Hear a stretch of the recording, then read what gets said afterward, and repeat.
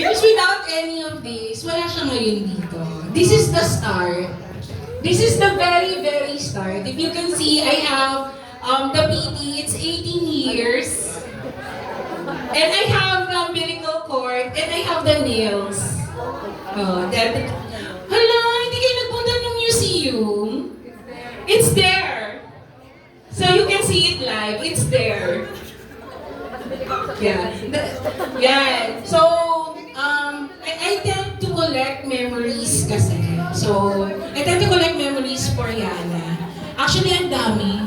Ang dami kong pictures. And if all of you wanted to know what's happening to Yana, just visit my profile. I am the walking, I am the walking LinkedIn ni Yana for whatever she does in her school. Yana, you've been, I think hindi ko dito sasabihin, pero yung sa memories na lang. Kasi may message pa ako mamaya. So, ang daming message ko. No, you know what? Yana is really, really a good girl. Yeah. She's really a good girl, a good friend. I don't know. Kasi it's not just because Ariana is my daughter. Hindi siya ganun. But it's she's really a kind girl na every parents would wish na they have this kind of child. You know what, guys? Hindi ko siya pinipilit mag-aral. 'Di ba? Hindi rin siya mahilig mag-TikTok. So, mahilig lang siya magpuyat. Sino po yung mga kausap niya dito during night time? Okay. Ang hilig niya magpuyat. So, every time I go with her ng gabi, like around 2 or 3 a.m., gising ka pa, matulog ka na. Sino ba ang kausap mo? That's how I do it. No, that's okay. She is trying to explain to me. And Yana is my best friend. All of her secrets, sasabihin niya sa akin, I even push her. Sige, go ka dun. No, don't worry. No, I mean, there's a lot of things to say to Yana, but this picture is telling all. Nakita niyo yun, no? Oh, by the way, muntikan nang hindi makasurvive si Yana. Yeah. When she was a baby, yung doctor, sobrang violet niya na. And then, the doctor said na meron siyang sakit.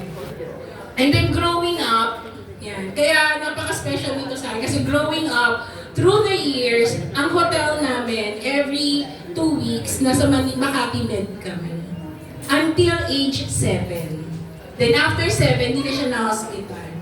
And Yana is yung, how do you explain? Siya yung pinakamatiisin. Why? Because even she is feeling unwell, but she needs to be there.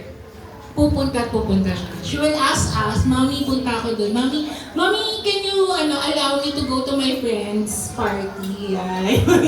Mommy, can you bring me there? Mommy, I need to finish a curriculum ko, di ba? Curriculum yung pinag-uusapan namin every night. Mommy, tama ba to? Can you check? So that's how Yana is to us. Yana is really, really, really a good daughter. So we are lucky and blessed to have you. So mamaya may message pa. Really, really. So I love you. So that's the memories without this. So every one of you, if you wanted to see, actually, if you really do go to the museum, you will decode Ariana. And that's the reason why it is titled Decoded. Wow. You will know her from the early years up to the 18.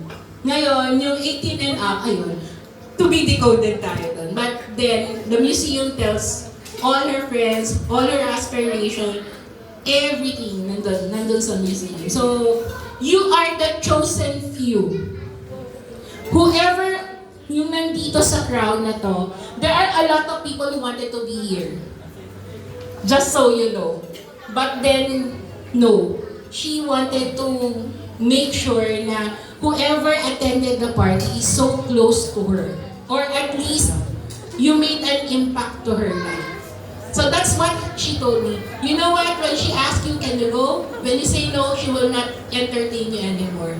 And that's it. And when you say yes, you are really the chosen few. If you can see, this is just a small crowd for an event. And talagang pili lang talaga yung pinupunta niya. Because you made an impact to her life.